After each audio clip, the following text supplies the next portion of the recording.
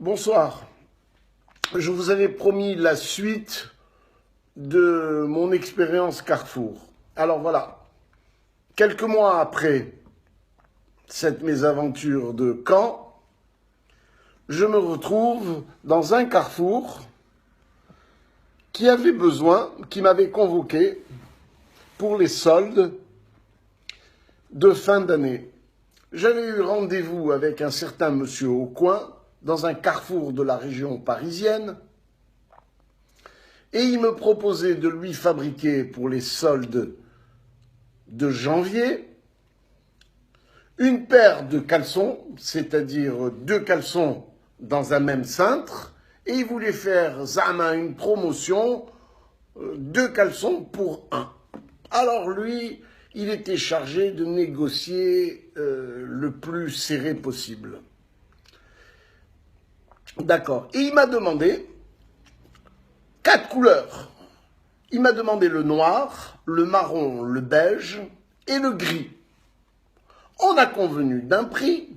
Il m'a dit, faites-moi voir votre caleçon, vos caleçons. Je lui ai montré la taille 1, la taille 2, la taille 3. Il a pris la taille 3 et il m'a dit, voilà, je veux la taille 3. Je voudrais donc 50 000 paires. Je voudrais que vous me les mettiez en cintre avec le cavalier de taille. Je voudrais que vous mettiez le prix parce qu'il me donnait les codes barres ou je sais pas quoi. Bref. Et il m'a dit, une fois que vous les fabriquez, je vais vous donner les quantités, vous allez les répartir dans les 9 carrefours de la région parisienne. Tout ça, je savais faire, pas de problème. Mais finalement, en sortant, j'ai réalisé qu'il me fallait 100 000 mètres de matière de tissu. Où je vais trouver, moi, 100 000 mètres? C'était une très très grosse commande. Alors, je ne pouvais pas payer le prix du cours et je ne pouvais pas non plus commander la marchandise parce que les délais étaient très courts. Alors, qu'est-ce que j'ai fait? J'ai cherché des soldeurs. J'ai été chez un, il n'avait pas. J'ai été chez l'autre, il avait du rouge, du truc. Bref, grâce au Télim de Myriam, j'ai trouvé ce qu'il me fallait. J'ai trouvé un soldeur qui avait exactement la quantité, voire un peu plus.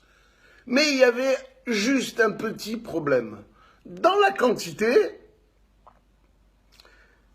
il y avait du violet. Il y avait environ entre 8 et 10% de violet. J'ai dit, mais moi, je veux pas le violet. L'autre, il m'a dit, écoute, c'est un lot où tu prends pas.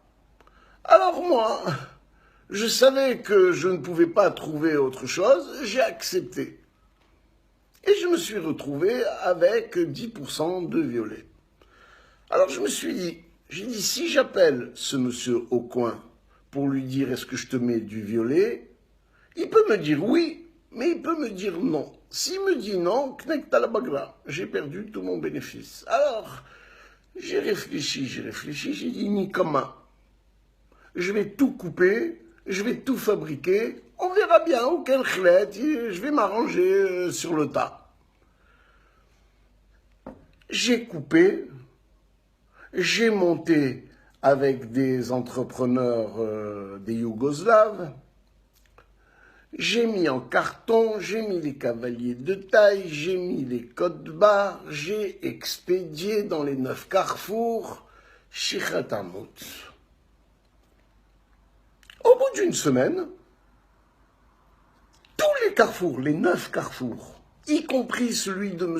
Aucoin, ils me font du réassort. Et il y a même certains carrefours qui insistent pour avoir du violet. Quelle chance que j'ai eue. La deuxième semaine, je reçois d'autres réassorts. J'ai dit, ça y est, c'est passé comme une lettre à la poste. J'étais tranquille. Au bout de 15 jours, il y a ma secrétaire qui frappe à ma porte. Et elle me dit, Monsieur Pérez, nous sommes très très bas à la banque et ça serait bien que Carrefour nous paye. Alors moi je dis, mais qu'est-ce que tu veux chez moi? Va et appelle-les. qu'est-ce que tu veux chez moi? Elle a dit non. Avant de venir dans votre bureau, j'ai déjà appelé peut-être 10 fois. Ouada, monsieur au coin, il est aux abonnés absents. Tantôt il est en synergie, tantôt il est en réunion, tantôt il vient de partir, tantôt il est malade, tantôt il va partir en vacances. Ah demain, qu'est-ce qu'il y a eu? Alors, je prends le téléphone et moi, j'essaye de le joindre.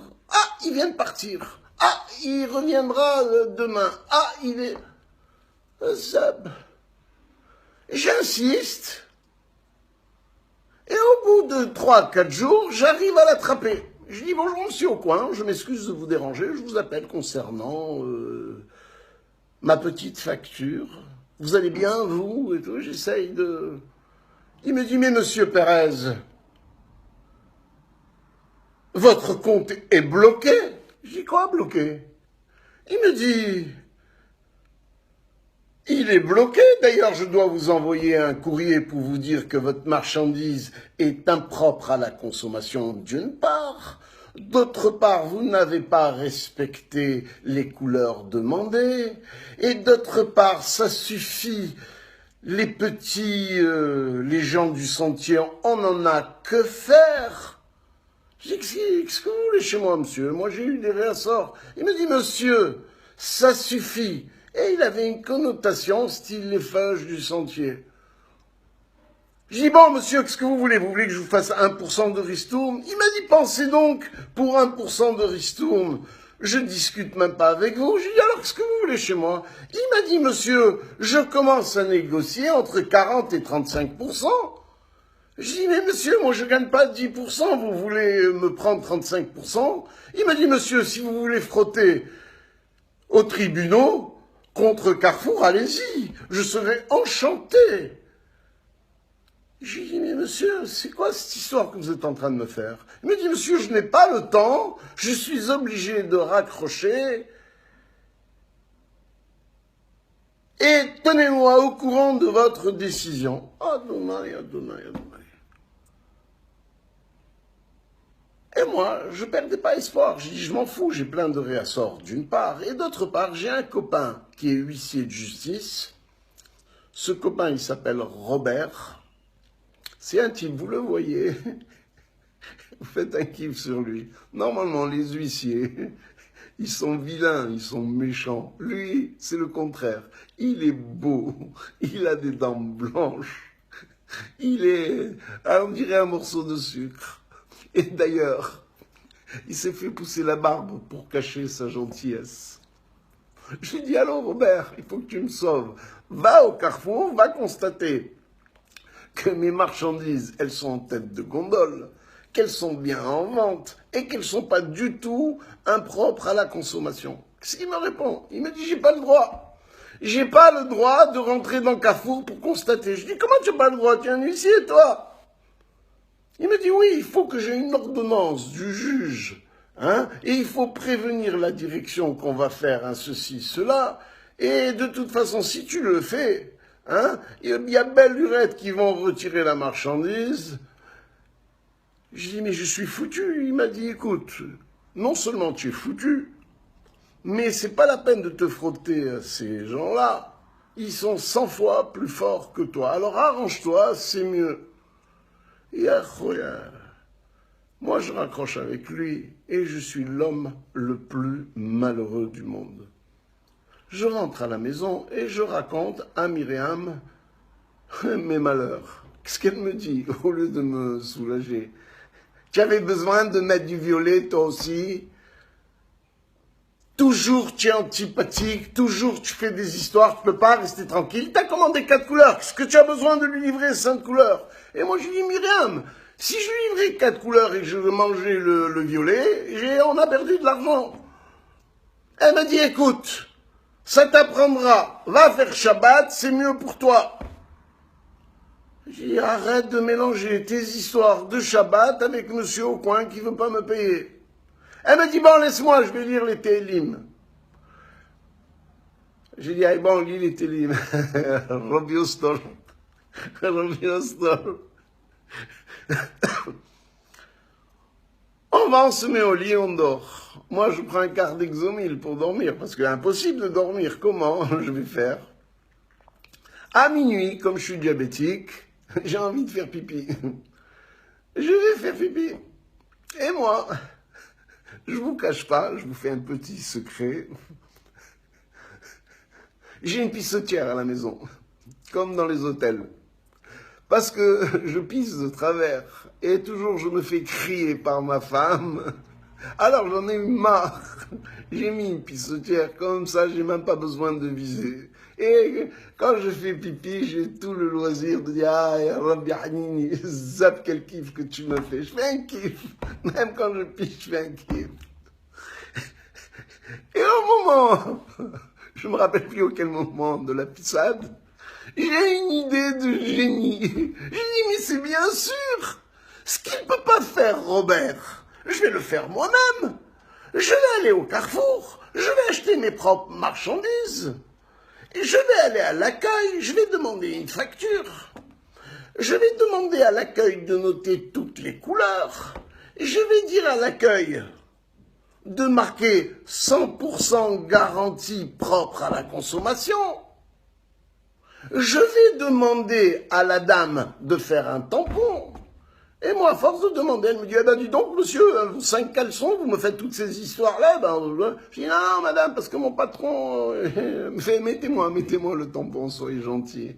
Et elle me dit, mettez-moi 100% propre à la consommation, garantie, etc. Elle m'a dit, là, d'accord. Elle m'a tout marqué, elle m'a fait, je dis, madame, encore une chose. Cette petite facture, vous pouvez la faxer à mon patron. Je lui donne le numéro, elle me la faxe. Zap, ça y est, je crois que je suis sorti d'affaire. Je vais dans les 9 carrefours, je fais idem, j'achète 5 caleçons, je vais à l'accueil, 100% nanani, elle me fait le tampon et elle me faxe. Vers 4 heures de l'après-midi, je suis exténué, mais j'ai reçu les 9 factures de chez Carrefour. Alors, j'avais une secrétaire, je l'ai convoquée dans mon bureau et je vous cache pas que j'étais fier de moi. Alors, j'ai joué le patron avec elle. J'ai dit, madame, veuillez noter s'il vous plaît. Et elle a pris son truc, elle a noté. Monsieur au coin. La date, monsieur au coin.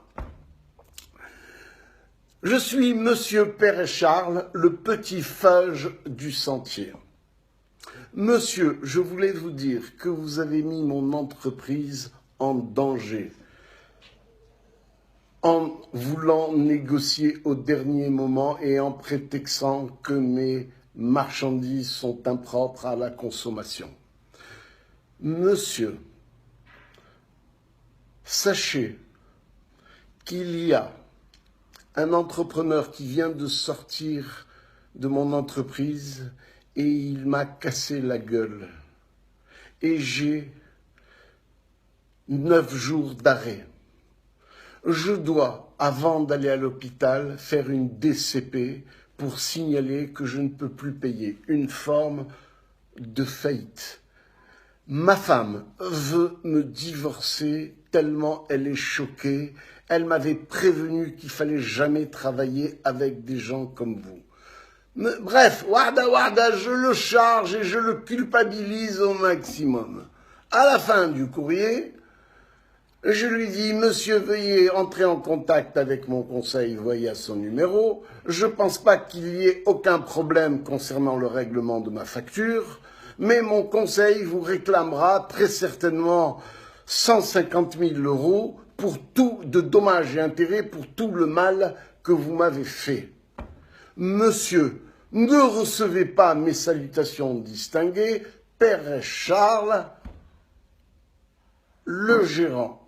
Je tamponne et je dis à ma secrétaire, elle va envoyer, c'est un scud, ça c'est le Hamas que je dis. Et moi, j'avais une imprimante, papier thermique. Vous savez, le papier, là, quand il sort de l'imprimante, il est tout chaud. Elle envoie les 9 factures. Elle envoie mon courrier. Et je dis, Azab, je vais bien dormir cette nuit. Ah, quand je bois, quand je fais un kiff. Un quart d'heure après, on me passe une communication schkoun. D'après vous, monsieur Aucoin, qu'est-ce qu'il me dit?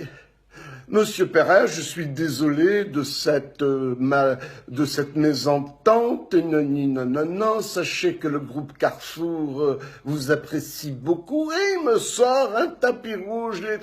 Et lui, plus il me voit. Et moi, je le tutoie. Je lui dis, ah, monsieur Aucoin, espèce de tapette. Hein? Tu as voulu, hein, les phages du sentier. Vous avez voulu, pour quelqu'un grade en plus, vous avez voulu mettre des familles entières en perdition. Vous avez failli mettre mon entreprise en danger. Vous avez, bref, je répète, j'ai dit, monsieur, vous m'appelez pourquoi? Il m'a dit, mais pour vous régler. J'ai dit, mais non, le règlement, ça c'est une évidence. Moi, je croyais que vous allez m'appeler pour les 150 000 € que mon avocat il va vous demander. Il m'a dit, mais monsieur, enfin, sachez que Carrefour, Adrata Matteo. Ah, sinon, je lui raccroche au nez. Il me rappelle. Je lui dis, écoutez, monsieur Aucoin, on ne va pas parler longtemps. Moi, vous m'avez fait trop de mal. Et si vous voulez me parler, c'est uniquement concernant les dommages et intérêts que vous me devez. Et je lui dis, écoutez, je pense que vous n'êtes pas de nature à négocier avec moi, passez-moi votre PDG. Il me dit, comment? Je lui raccroche. Un quart d'heure après, ou une heure, je ne m'en rappelle plus, le téléphone, il sonne. Maintenant, il est 6h30 du soir. Bonjour monsieur Durand, PDG du groupe de Carrefour. Je suis totalement désolé de la réaction désinvolte de monsieur Aucoin. Je vous présente mes excuses. J'ai dit, ah, très bien monsieur, mais vous m'appelez pourquoi? Pour le règlement de la facture? Il me dit, oui, en effet, je vous invite à passer demain. Je dis, mais monsieur, le règlement de la facture, c'est une évidence. Moi, je croyais que vous allez m'appeler pour les 150 000 € que je vous demande. Mais monsieur, pas les mots du dimanche, les mots de la comtesse de Ségur. Finalement, je lui raccroche, il me rappelle, je le raccroche, il me rappelle. Et on finit par tomber d'accord sur 60 000 €. Et il m'invite à passer le lendemain pour récupérer les règlements. Et je devais signer un solde de tout compte. Moi, j'avais rendez-vous à 11h. Je m'attaque, ce que je fais. J'arrive à 2h de l'après-midi. J'arrive, je pousse je suis reçu par le PDG. Il me dit, monsieur, je vous attendais. Non, je dis, non, moi j'avais envie que vous gâchiez votre repas. Parce que moi, ça fait 15 jours que je ne mange pas. Il me tend le règlement et il me tend le solde de tout compte. Je dis, non, moi, monsieur, je ne signe le solde de tout compte que lorsque j'aurai vu monsieur Aucoin. Il me dit, mais monsieur, je dis, monsieur, je veux parler monsieur Aucoin, sinon je m'en vais. Wahda, monsieur Aucoin, il vient. Il me présente ses excuses. Je lui fais répéter. Je lui dis, vous savez, c'est bien gentil de vous excuser, mais c'était pas gentil de parler des Juifs du Sentier. C'était pas gentil, c'était en plus. Alors voilà, monsieur, j'accepte vos excuses, je récupère mon règlement et je ne vous salue pas. Je prends mon règlement et je m'en vais. Je rentre à la maison et j'ai dit à Myriam, voilà, j'aurais niqué 60 000 €. Elle est très contente. Elle m'a dit, tu vois, mais t'es Elim. J'ai dit, arrête, t'es Elim, arrête, tu es mauvaise foi. Elle m'a dit, écoute, j'espère que tu vas donner 20% à la tzedaka. J'ai dit, non, mais t'es malade. Non, mais t'es malade. Quel 20%? Bref, on a négocié, on a donné 10%. Et elle était très contente. Et moi, je crois que j'ai été une semaine au Club Méditerranée. J'ai fait chicha. Voilà. C'est la fin de la vidéo. Ah, j'ai oublié de vous dire. Vous savez que le 4, je fais ma première représentation à Nogent-sur-Marne. Je crois dans les environs de 4 heures ou 5 heures. Allez sur mon mur, hein, et vérifiez. Et je crois qu'il y a 300 places. Parce qu'ils ont dit 150, mais je crois qu'il y a 300 places. Allez, venez, venez.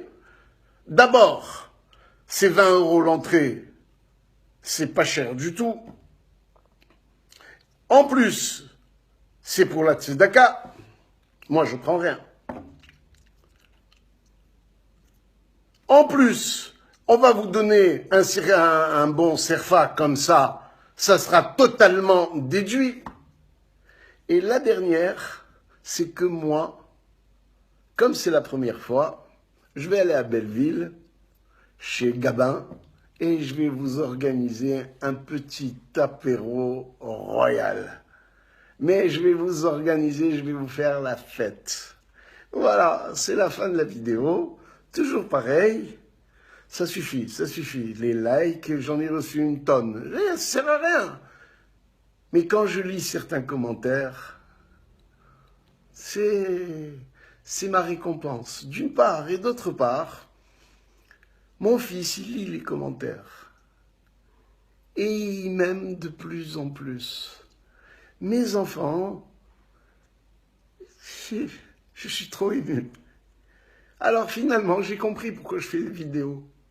Parce que j'ai besoin que mes enfants, ils m'aiment. Salut!